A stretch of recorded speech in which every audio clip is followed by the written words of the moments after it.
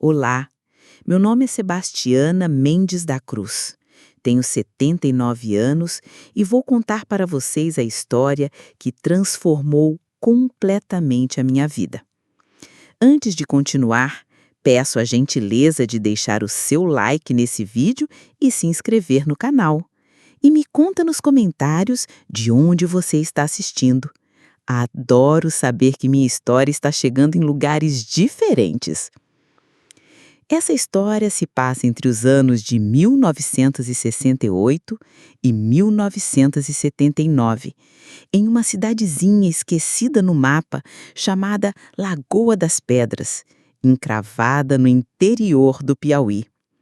Lá o tempo parecia correr mais devagar e qualquer novidade virava assunto na feira, na missa e até no confessionário. Era uma terra de gente simples, mas de língua afiada e coração fechado, quando o assunto era mulher que não seguia o que a sociedade esperava. Durante muito tempo, eu fui apenas a filha da parteira. Minha mãe, Dona Yolanda, trouxe metade da cidade ao mundo, e ainda assim era olhada de lado por ser mulher separada. Eu cresci ouvindo que o destino de uma mulher era casar, ter filhos e se calar. Mas o que aconteceu comigo provou que às vezes a vida pega a gente pelo braço e joga num abismo. E é lá no fundo que a gente aprende a voar. Se você já se sentiu sufocada, já teve vontade de sumir ou de começar tudo de novo, essa história é para você. Eu sobrevivi a um casamento sem amor, a um escândalo público e a um luto que parecia não ter fim. E mesmo assim, mesmo sendo humilhada e deixada de lado por todos, eu dei a volta por cima.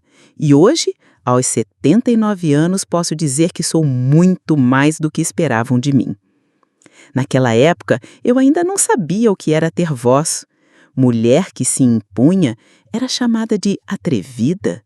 Mulher que sonhava era tida como doida.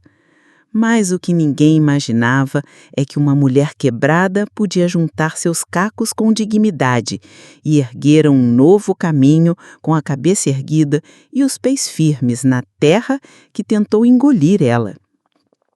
Então, prepara um cafezinho, senta com calma e escuta com o coração aberto, porque o que eu tenho para contar não é só uma história minha, é uma história que pode ser sua também. E se no fim você sentir que foi tocada por essas palavras, não esquece de comentar. Me conta, você já teve que recomeçar do zero também? Já sentiu o chão sumir e teve que aprender a andar de novo? Essa história é sobre dor, mas também sobre força, sobre vergonha, mas também sobre coragem. É a história de uma mulher comum, numa cidadezinha esquecida no mapa, que ousou ser maior do que a vida permitia. Vamos juntas. Eu nasci em Lagoa das Pedras, no dia 12 de outubro de 1946, numa madrugada de trovões e vento forte. Minha mãe sempre dizia que a tempestade anunciava minha chegada como um aviso de que eu traria mudança, e mudança nunca vem devagar. Cresci ouvindo essa história, entrelaçada com outras tantas que minha mãe contava enquanto bordava no alpendre, com a luz da lamparina tremendo ao vento e cheiro de terra molhada vindo da janela. Minha infância foi simples, mas cheia de cor. Acordava cedo com o cantar do galo, tomava café com leite de cabra, pão de milho feito na hora e um tiquinho de rapadura ralada por cima. A gente não tinha luxo, mas tinha uma fartura de afeto que hoje em dia anda em falta. Corria descalça pelo quintal, subia em árvore, colhia jambo com as primas, tomava banho de bacia no quintal quando o calor apertava e a água do poço não dava para encher o tambor. Minha mãe, Dona Yolanda, era tudo em casa, parteira, benzedeira, costureira e também conselheira. Mulher respeitada, mas também temida. Sabia fazer reza para quebrar quebranto, chazinho para dor de ouvido e até até simpatia para trazer marido de volta, embora nunca tenha feito para ela mesma. Meu pai, seu Horácio, morreu novo, mordido por cobra quando eu tinha 3 anos. Lembro só de uma sombra dele, da dor nos olhos da minha mãe quando falava o nome dele. Crescemos em 8 filhos, mas só 5 chegaram à vida adulta. A mortalidade era alta e cada filho que se perdia era um luto silencioso que ela guardava entre as linhas do vestido preto. Eu era a terceira. Sempre quieta, sempre observando. Preferia ficar desenhando no chão com carvão ou escutando as conversas dos adultos escondidos atrás da porta. Tinha fome de mundo, de coisa nova, mas não sabia como alcançar. Estudei até a 4ª série, o que já era luxo para a menina pobre do interior. A escola era de chão batido, telhado de palha, e a professora Dona Alzira era uma senhora magrinha que escrevia tudo com letra miúda no quadro. Eu adorava as aulas. Decorava poesias, lia tudo que encontrava. Era a melhor da turma, mas isso pouco adiantava numa cidade onde mulher estudada era vista com desconfiança. Minha mãe dizia: menina sabida demais assusta marido. Aos 13, comecei a ajudar nos partos com minha mãe. Lavar lençol ensanguentado, aquecer água no fogão a lenha, pegar a criança no colo com mão firme e reza na boca. Vi muita coisa. Vi mulher parindo no chão de barro, vi criança nascendo sem chorar. Tudo isso ficou marcado em mim e foi aí que nasceu, ainda que calada, o desejo de cuidar, de fazer mais, de não aceitar que aquilo fosse o limite. Foi nessa época que conheci Antônio Ambrósio, filho do seu Cláudio do armazém. Ele tinha um sorriso que dobrava a alma da gente, uma risada alta e um jeito de andar que parecia dono da rua. Eu tinha 15, ele já beirava os 22. Começou a me olhar na missa. Depois passou a deixar bilhetinho escondido entre os alfinetes que eu comprava no armazém. Você é mais bonita que a lua cheia, dizia um. Tô sonhando contigo até acordado, dizia outro. Eu, boba, me apaixonei. Minha mãe não aprovava. Esse rapaz tem olho de cobra, bonito demais e esperto demais, vai te dar trabalho. Mas o coração de menina não ouve alerta. Aos 17 fugi com ele. Casamos no civil em Teresina e escondido de todo mundo. Voltei para a Lagoa das Pedras já casada, com a aliança no dedo e o peito cheio de orgulho. No começo era como viver num sonho. Morávamos no fundo da casa da mãe dele, num puxadinho de 2 cômodos. Eu deixava tudo limpo, fazia comida, passava a tarde bordando com esperança no futuro. Antônio dizia que ia abrir uma loja, que queria filhos, que eu era a mói da vida dele. Eu acreditava. Mas a realidade, como eu viria a descobrir, não se dobra a promessas. Os meses passaram e as flores foram murchando. Primeiro, ele começou a chegar tarde. Depois, a bebê escondido. O sorriso foi sumindo, o carinho virou silêncio. E eu, mesmo sem entender, comecei a sentir a sombra de um vazio entrando pela janela. Mas isso, meu povo, é assunto para o próximo capítulo. Nos primeiros meses depois do casamento, Antônio era só promessas. Dizia que ia montar um negócio, que ia construir uma casa só nossa. Eu acreditava em tudo. Passava as tardes bordando enxoval para o nosso futuro, enquanto ele sumia mais cedo de casa. No começo, dizia que era trabalho. Depois, que eram os amigos. E então, veio o silêncio. O silêncio que pesa, que entra na casa sem bater e se deita entre o casal como um estranho.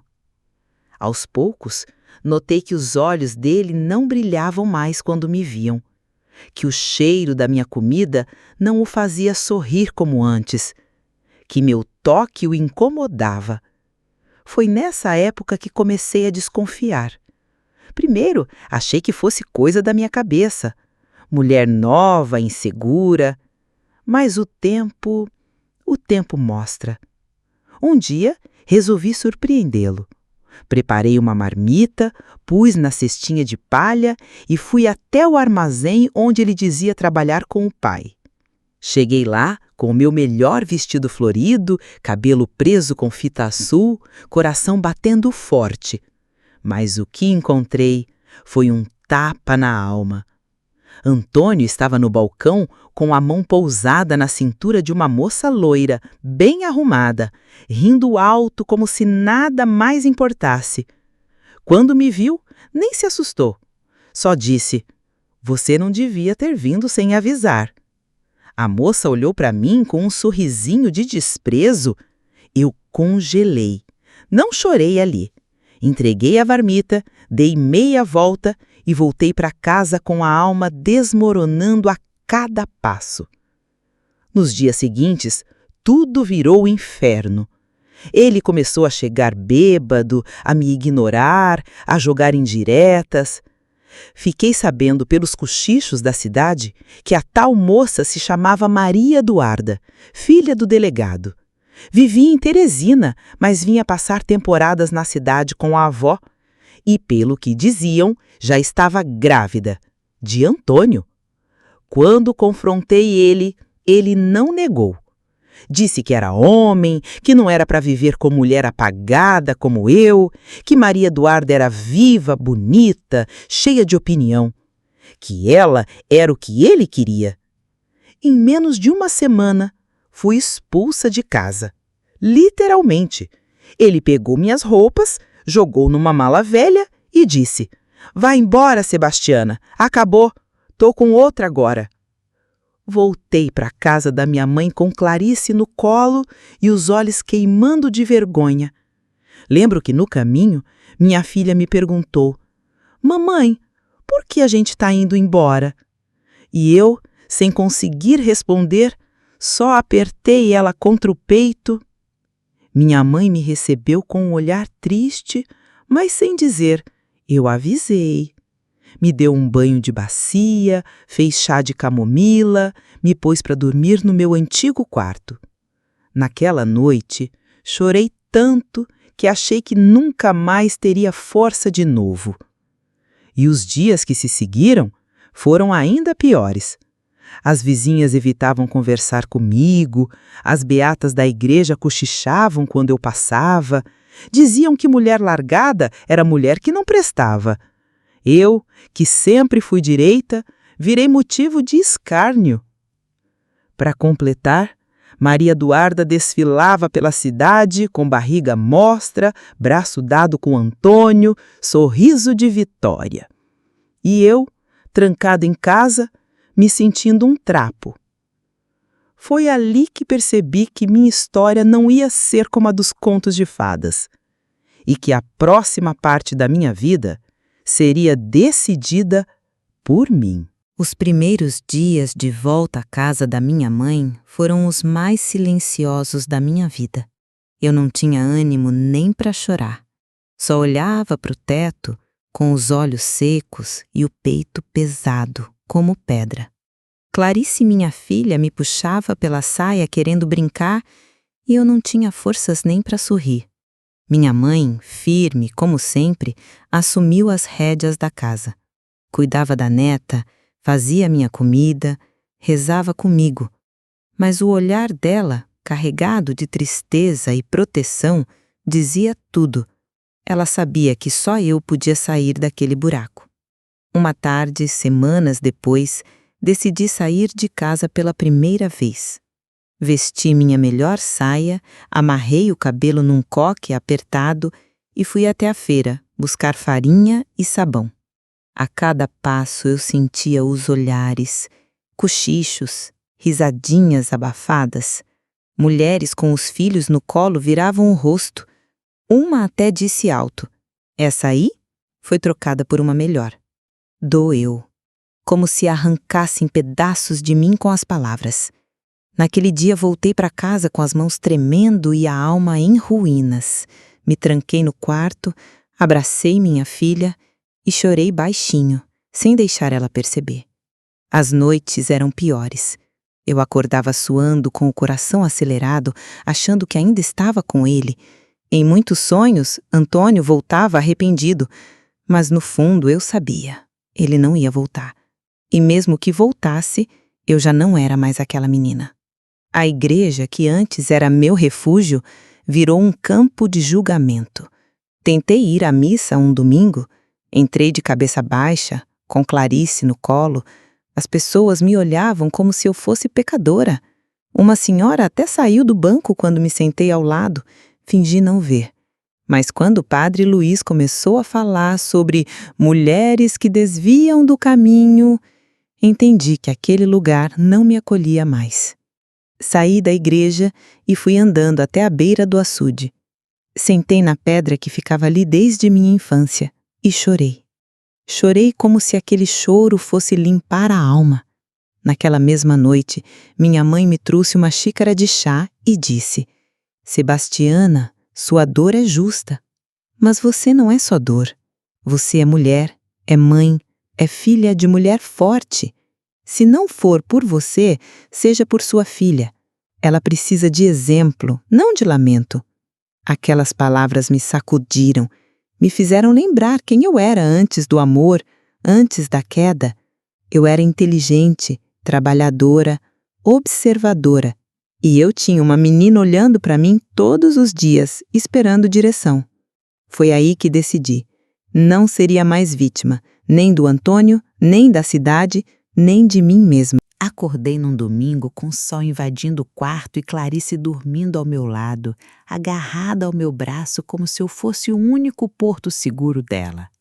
Olhei aquele rostinho inocente, aquela respiração serena e algo dentro de mim se acendeu. Uma força silenciosa, teimosa, que eu não ouvia há muito tempo.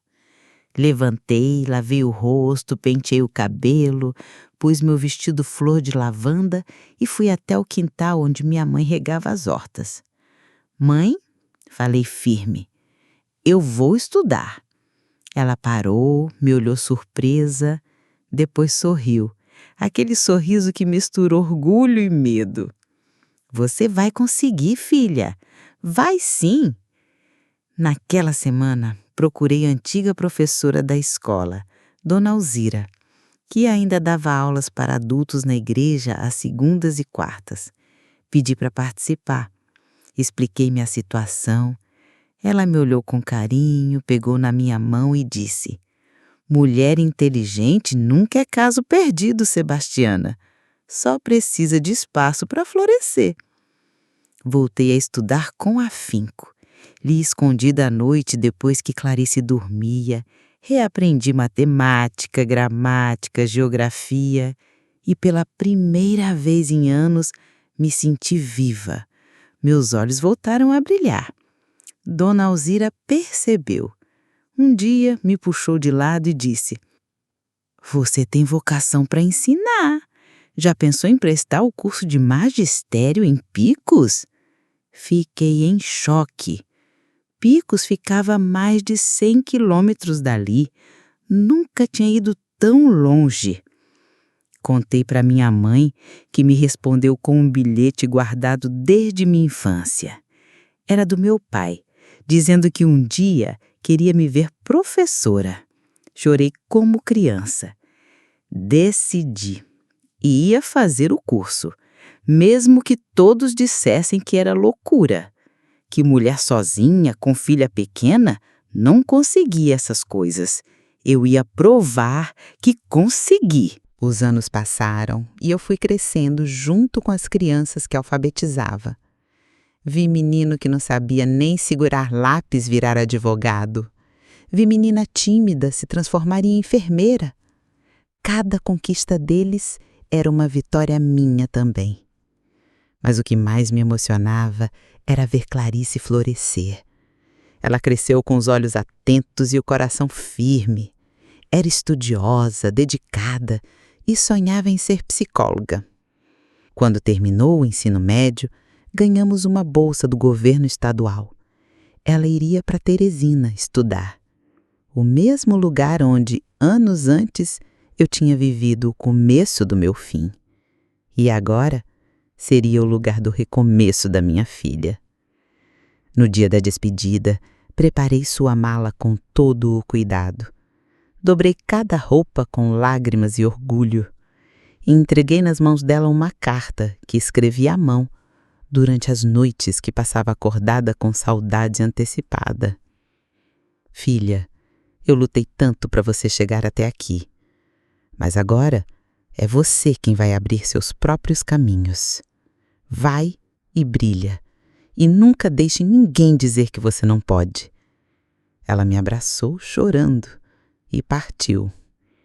A casa ficou mais silenciosa, mas meu coração nunca esteve tão cheio. Alguns anos depois, recebi o convite mais bonito da minha vida. A escola estadual onde eu dava aula seria rebatizada com meu nome. Escola Professora Sebastiana Mendes da Cruz.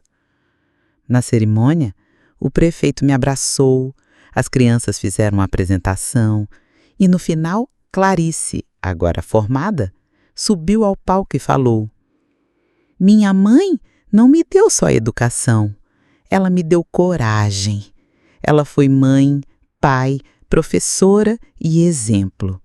Se hoje eu posso cuidar da mente dos outros, é porque a dela foi forte o bastante para nunca se deixar enlouquecer." E eu chorei. Chorei de alegria, de alívio, de gratidão. Antônio nunca mais voltou.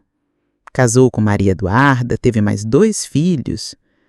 Anos depois, ouvi dizer que a vida deles foi cheia de brigas, traições e que ele adoeceu cedo. Nunca desejei mal, mas também nunca mais olhei para trás. Minha história, afinal, não foi sobre ele. Foi sobre mim. Sobre a mulher que eu me tornei depois do abandono. Sobre o que eu construí com meus próprios braços. Os anos passaram e eu fui crescendo junto com as crianças que alfabetizava. Vi menino que não sabia nem segurar lápis virar advogado. Vi menina tímida se transformar em enfermeira. Cada conquista deles era uma vitória minha também. Mas o que mais me emocionava era ver Clarice florescer. Hoje, aos 79 anos, sento na varanda da minha casa, escuto o vento batendo nas folhas da mangueira e penso: valeu a pena.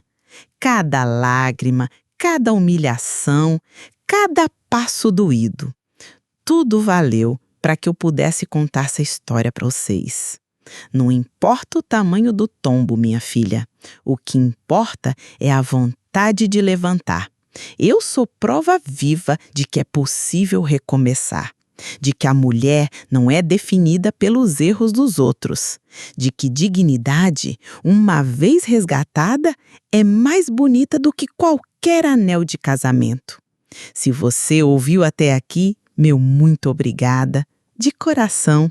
Me emociona saber que minha história está chegando aí, no seu celular, na sua casa, no seu ouvido.